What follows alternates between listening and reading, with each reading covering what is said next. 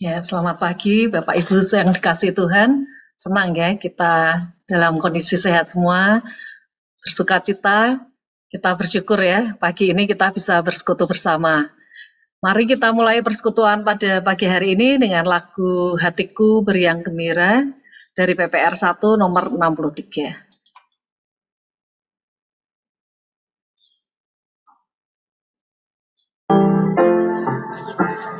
Hatiku beriang gembira, Yesus telah memberi sentosa.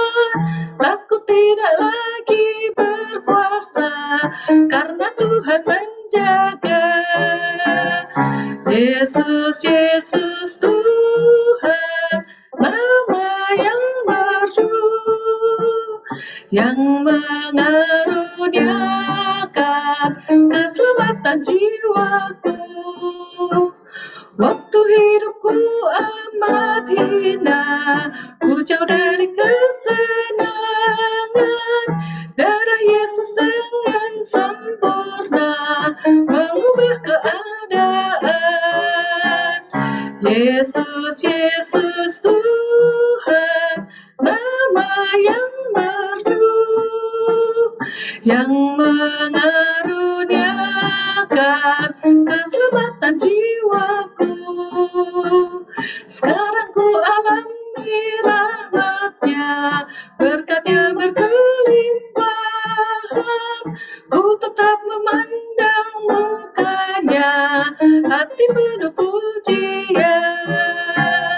Yesus, Yesus Tuhan, nama yang merdu, yang mengaruniakan keselamatan jiwaku. Ku hampir Yesus datanglah, mengundang orang yang saleh. Aku pun kelak dipanggilnya, puji nama Al-Masih. Yesus, Yesus Tuhan, nama yang merdu, yang mengaruniakan keselamatan jiwaku. Ya. Sebelum kita memulai persekutuan doa pagi ini, mari kita berdoa bersama. Ya Tuhan, kami sungguh bersyukur karena Engkau telah mengaruniakan keselamatan bagi kami. Biarlah hati kami selalu bersyukur, bersukacita, dan jiwa kami tenang damai karena Engkau sendiri yang telah menjaga kami. Kami juga bersyukur karena pagi ini kami boleh bersekutu bersama. Pimpin dan berkati persekutuan doa pagi ini ya Tuhan, termasuk alat-alat yang kami pergunakan supaya persekutuan ini dapat berjalan dengan lancar dan menyenangkan hati-Mu. Tuhan, ampunilah kesalahan kami dan suci kuduskanlah kami supaya layak menghadap Engkau. Sebentar lagi kami akan merenungkan firman-Mu. Terima kasih karena Engkau telah mengirimkan Ibu Eliata untuk menjadi saluran berkat-Mu. Kiranya Engkau sendiri yang memberi hikmat dalam berkata-kata supaya apa yang disampaikan sesuai dengan kehendak-Mu. Dan bukalah mata hati kami, telinga kami, supaya kami dapat mengerti firman-Mu dan kami dapat berjalan di jalan-Mu yang benar. Hanya di dalam nama Tuhan kami Yesus Kristus kami sudah berdoa dan mengucap syukur. Haleluya. Amin. Ya, sebelum kita mendengarkan firman Tuhan yang akan disampaikan oleh Ibu Eliata, mari kita naikkan pujian Tuhan jadilah penglihatanku dari PPR 1 nomor 68.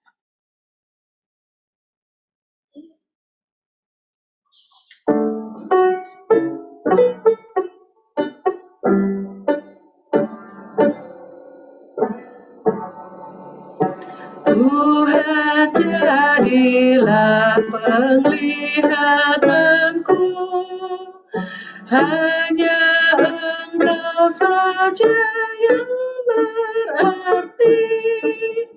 Siang malam kau kupikirkan, bangun atau tidur kau penerangku. Tuhan jadi pedoman hidupku, pintaku Tuhan tetap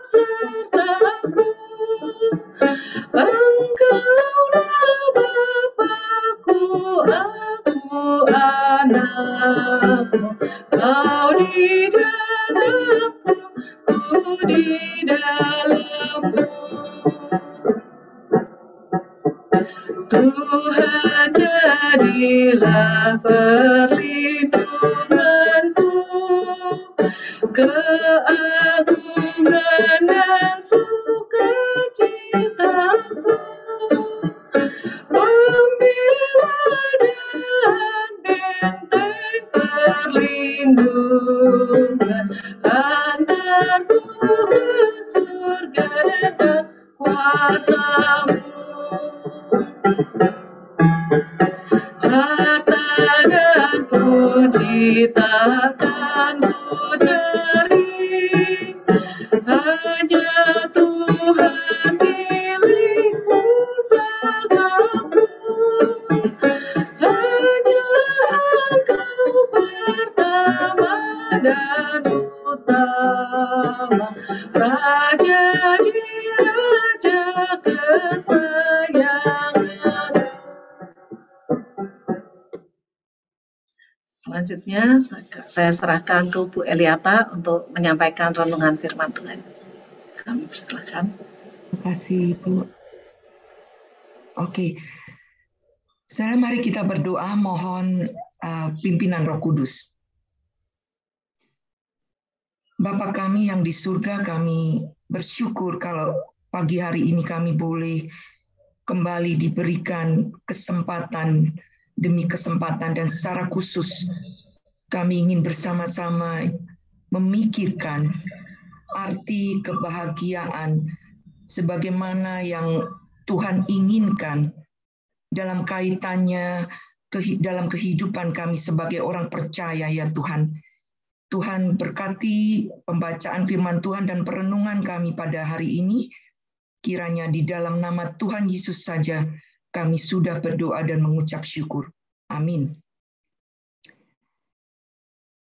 Saudara, pagi hari ini kita akan merenungkan arti dari apa itu bahagia. Sebentar saya buka. Oke, kita baca di dalam Lukas yang Injil Lukas 11 ayat 27 sampai 28.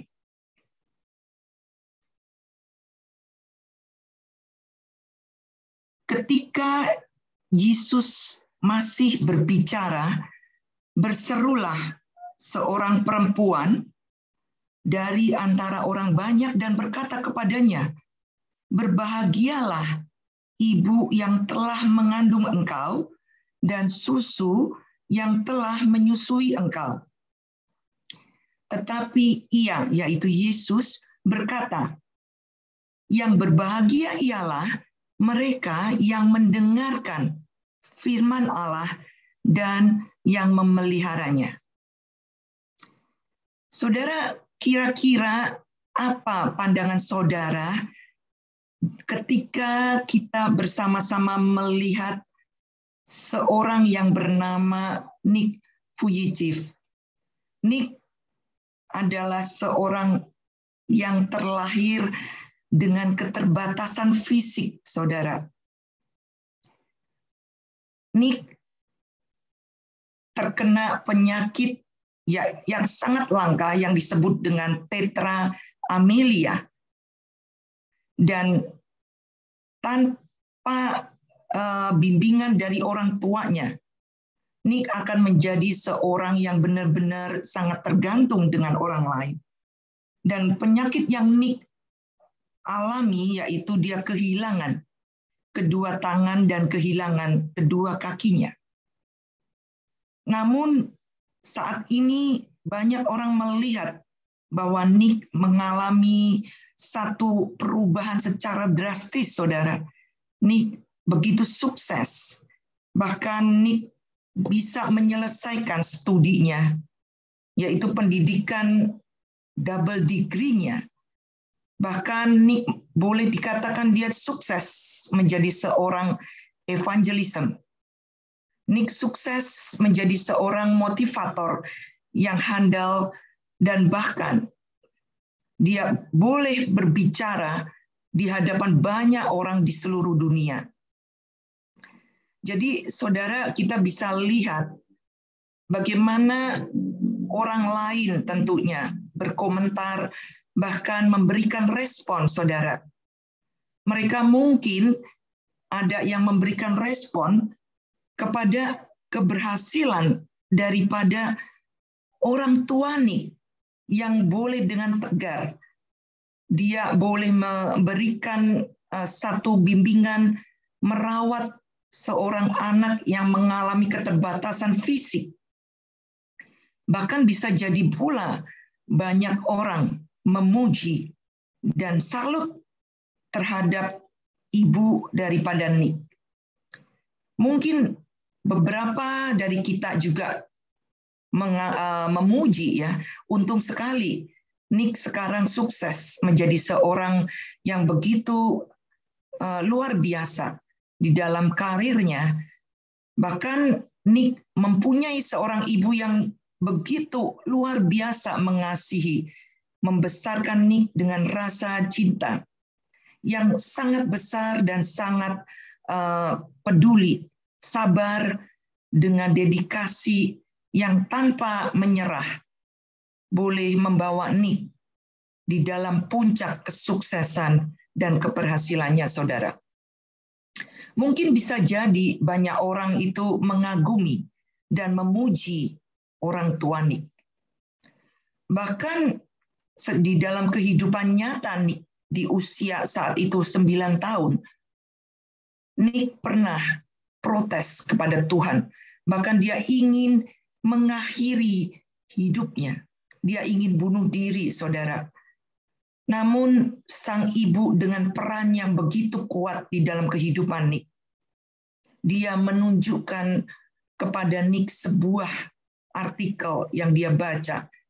Ada seorang di dalam artikel itu, seorang yang mampu mengatasi ketidakmampuannya kepada hidupnya sendiri, sehingga dia bisa independen, dia bisa hidup mandiri.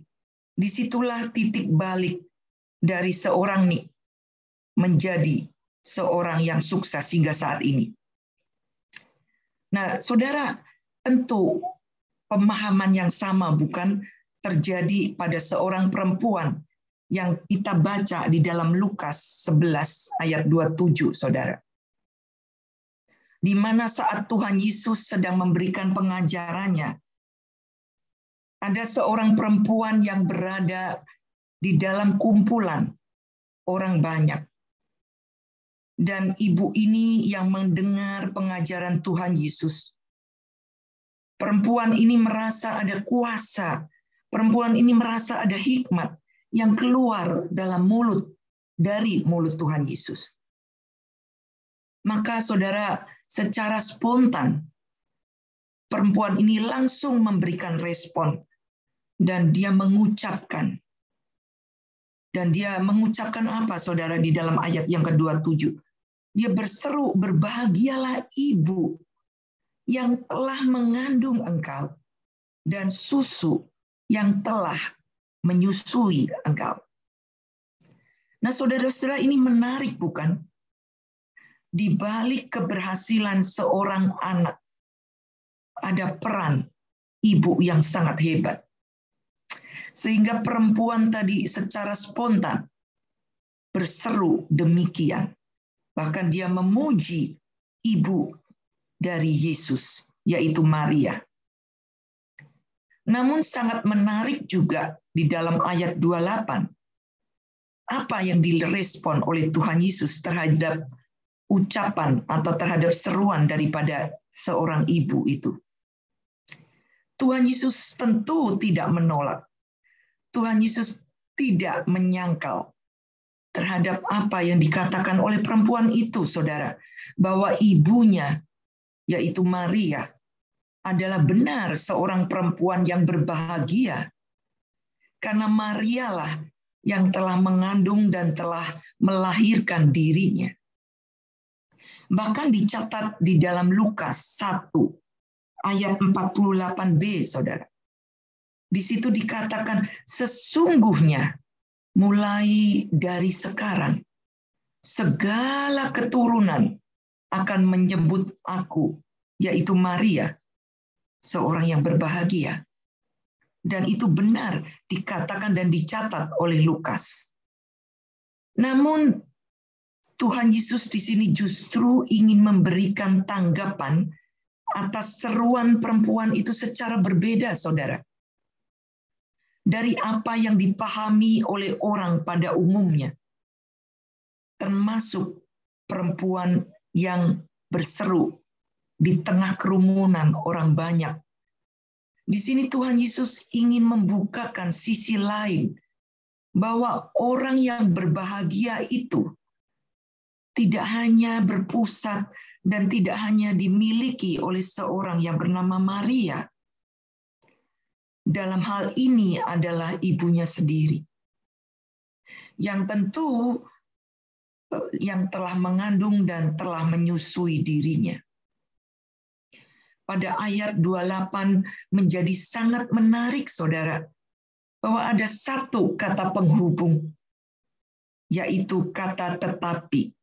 Jadi ayat 27 itu tidak berhenti di situ. Bahkan Tuhan Yesus mengatakan, ya benar, ibu saya berbahagia. Tetapi kebahagiaan itu tidak berarti atau tidak berhenti hanya dimiliki oleh ibunya saja. Tetapi Tuhan Yesus ingin menyingkapkan bahwa kebahagiaan itu bisa dimiliki oleh orang lain. Lalu siapakah yang layak disebut orang yang berbahagia, saudara-saudara? Tentu kalau kita bicara tentang bahagia, semua orang, saudara dan saya, mau mendapatkannya, bukan? Dan di sini Tuhan Yesus jelas mengatakan di dalam ayat 28, mereka yang berbahagia adalah mereka yang mendengar, adalah mereka yang memelihara. Mendengar dan memelihara apa, saudara? Memelihara dan mendengar firman Allah. Ini sangat mengagumkan, bukan? Kenapa harus mendengar? Kenapa harus memelihara firman Tuhan? Mari kita melihat. Harus mendengar, harus memelihara. Mendengar yang seperti apa sih yang dimaksud di dalam Lukas 11 ini? Mari kita bersama-sama melihat contoh dari dua tokoh yang memberikan respon secara berbeda. Respon mendengar yang secara berbeda, yaitu Pilatus dan Raja Daud. Ketika Tuhan Yesus diperhadapkan kepada Pilatus, saudara-saudara, untuk menghadapi pengadilan agama.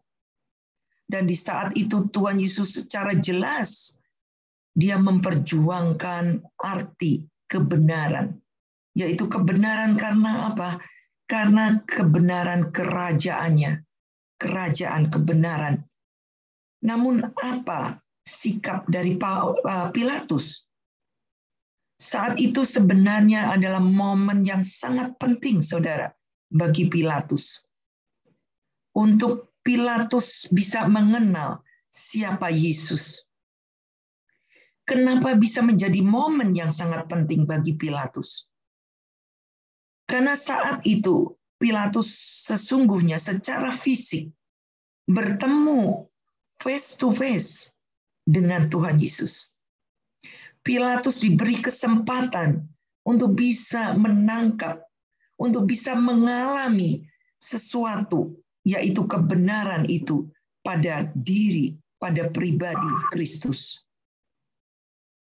Namun justru Pilatus hanya mendengar sambil lalu, bahkan dengan mulutnya sendiri. Pilatus menanyakan kepada Yesus yang dicatat di dalam Yohanes 18 ayat 38a. Pilatus mengatakan, apakah kebenaran itu? Ironis bukan saudara? Dia yang sesungguhnya berhadapan dengan sang kebenaran itu sendiri.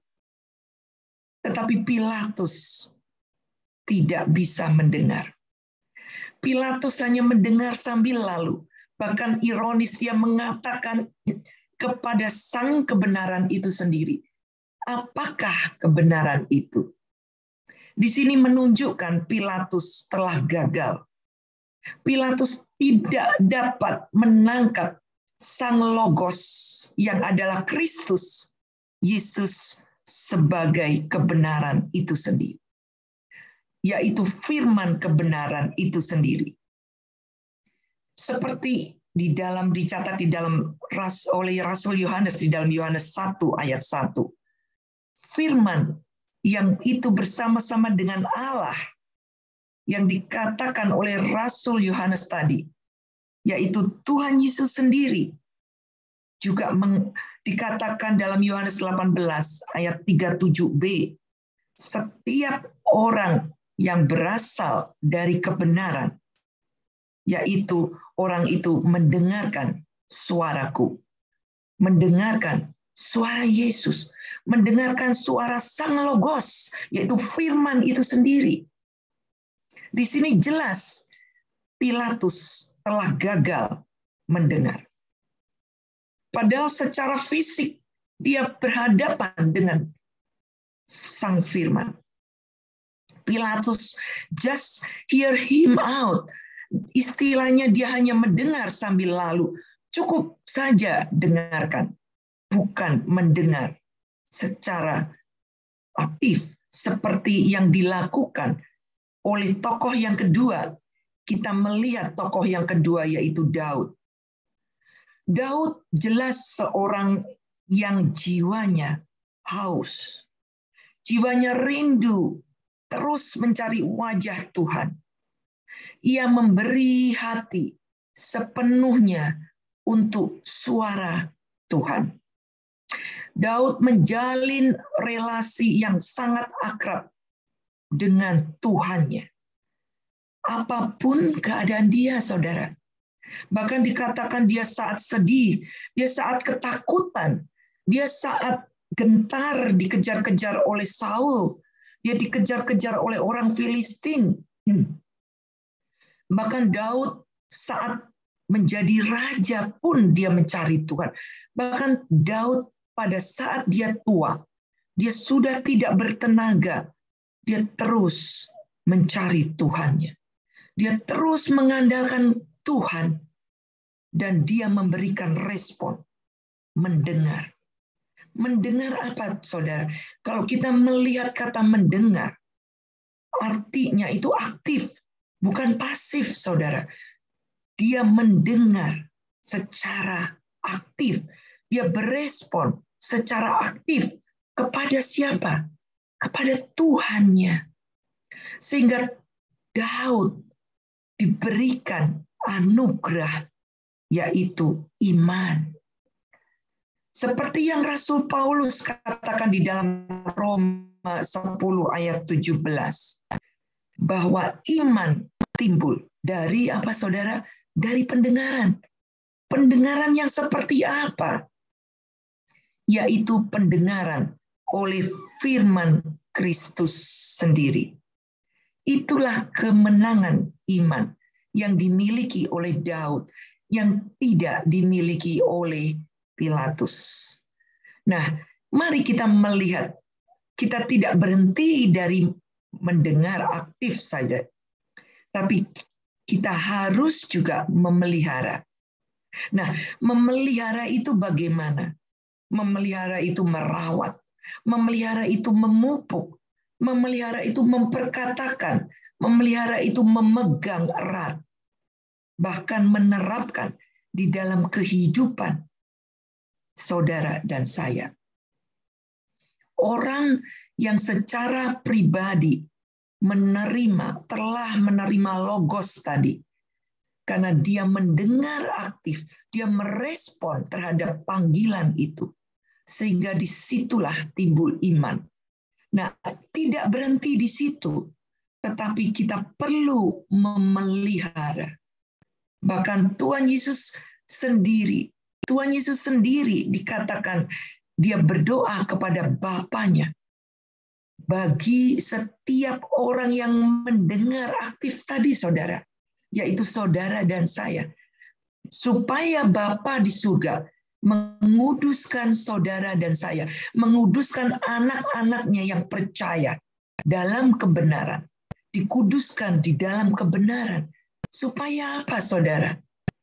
Supaya orang yang percaya itu menempatkan firman Allah sedekat dengan mulut dan hati orang-orang percaya. Sehingga orang-orang percaya itu mampu memperkatakan firman Allah melalui mulutnya dan mempunyai hati yang terus seperti Daud, yang terus rindu, yang terus haus akan kebenaran firman itu. Menerapkan firman itu sebagai sumber kebenaran, sumber kekuatan, sumber perlindungan. Bahkan dikatakan di dalam Mazmur 18 ayat 2. Mari kita baca. Di situ dikatakan ada 8 statement. Daud memuji Tuhan dengan imannya. Dikatakan, Allah jadilah bagiku. Yang pertama, gunung batuku, bukit batuku. Yang kedua, tempat berteduh. Bahkan Daud mengatakan kubu pertahananku. Yang ketiga, bahkan di situ di dalam Mazmur 18 dikatakan kubu pertahanan, tanduk keselamatan, juru selamatku. Dikatakan yang kelima, tempat pertahanan. Dikatakan yang keenam, kota bentengku. Dikatakan yang ketujuh, yaitu perisaiku. Dan dia juru selamatku. Luar biasa, bukan Daud seorang raja, tetapi dengan imannya, dengan kerendahan hatinya, dengan mulutnya, dia mengatakan bahwa Allah itu sedekat dengan mulut dan hatinya. Luar biasa. Daud telah membuktikan, saudara, bagaimana tidak mungkin dikatakan bahwa seorang seperti Daud adalah orang yang berbahagia, saudara. Jadi bahagia itu tidak hanya dimiliki oleh Maria, ternyata dimiliki juga oleh Daud. Orang yang mempunyai anugerah iman, dia mampu berespon, mendengar secara aktif. Disitulah iman Daud bertumbuh. Dia memelihara di dalam mulut dan hatinya. Dan bagaimana dengan saudara dan saya? Apakah kita berhenti dengan kita percaya dengan Yesus? Kita kagum dengan Tuhan Yesus. Kita kagum karena Tuhan Yesus menolong kita, menyelamatkan kita keluar dari COVID, menolong kita boleh tetap bisa bekerja, menolong kita boleh mempunyai keluarga yang berbahagia. Hanya sebatas itukah?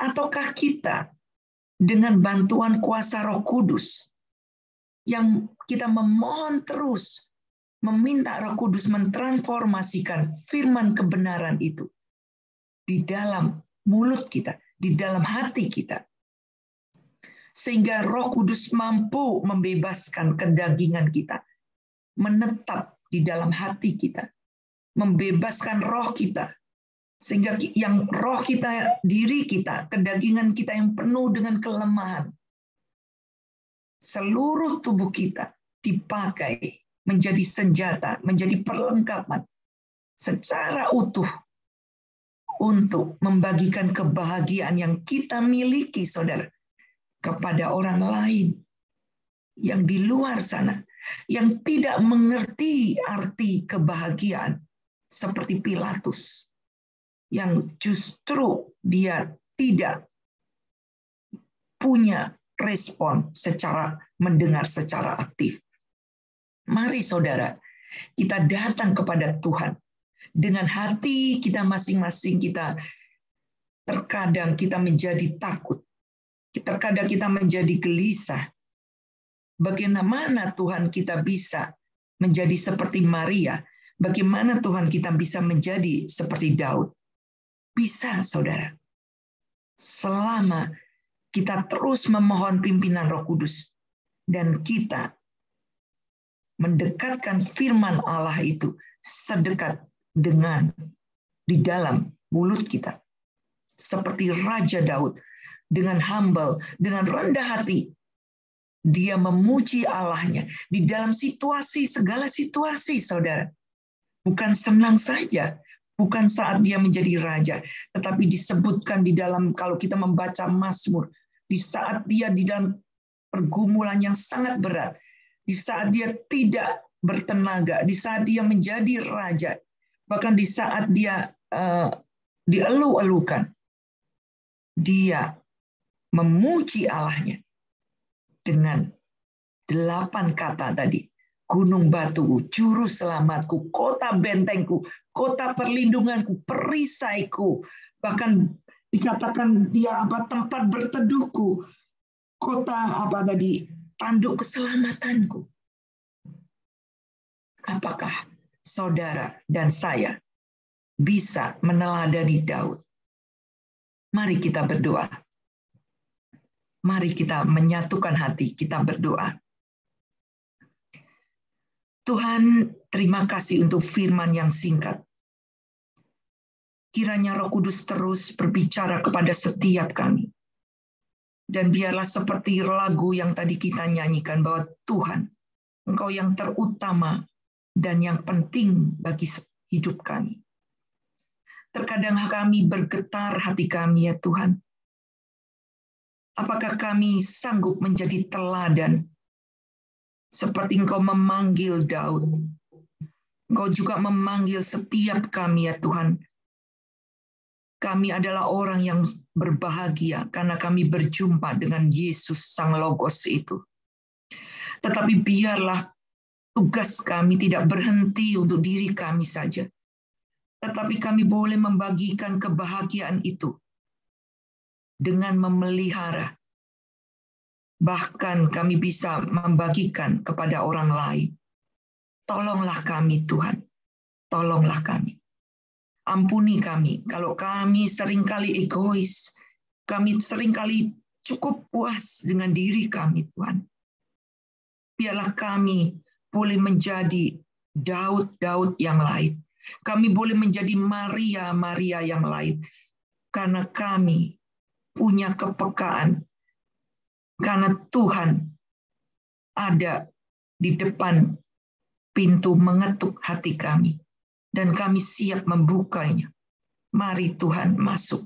Mari Tuhan leluasa memakai kami setiap pribadi untuk kemuliaan nama Tuhan saja.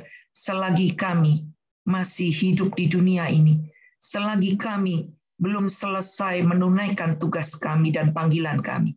Di dalam nama Tuhan Yesus, kami sudah berdoa dan memohon ucapan syukur kami.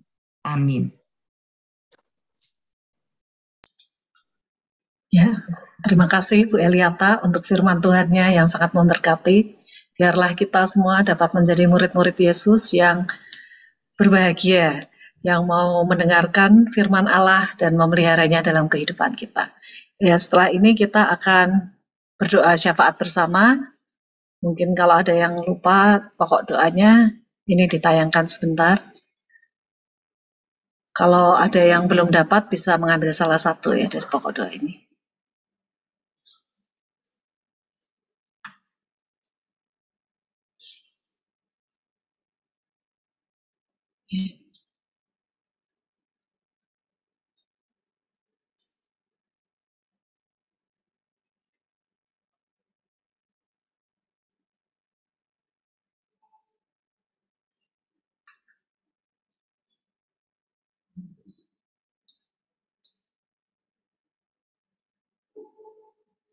SK domisili ini kemarin udah berhasil diperpanjang, kita mengucap syukur ya untuk SK domisili yayasan kita.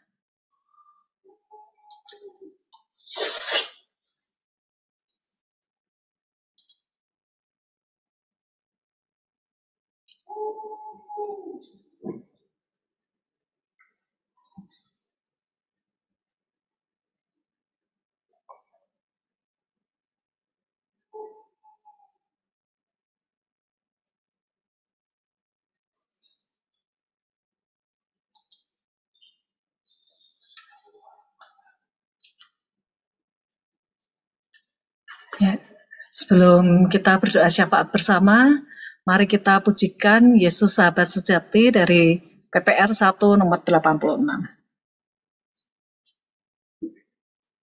Nanti doa penutup akan didoakan oleh Pendeta Edi SS.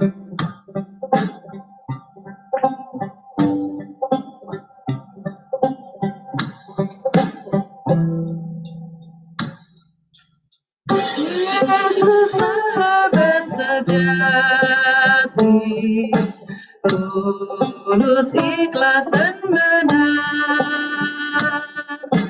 yang datang bersedih hati, dihibur dengan sabar. Tiap hari dosa mengongkong dan damai pun binasa, karena tidak minta tolong pada sahabat kita.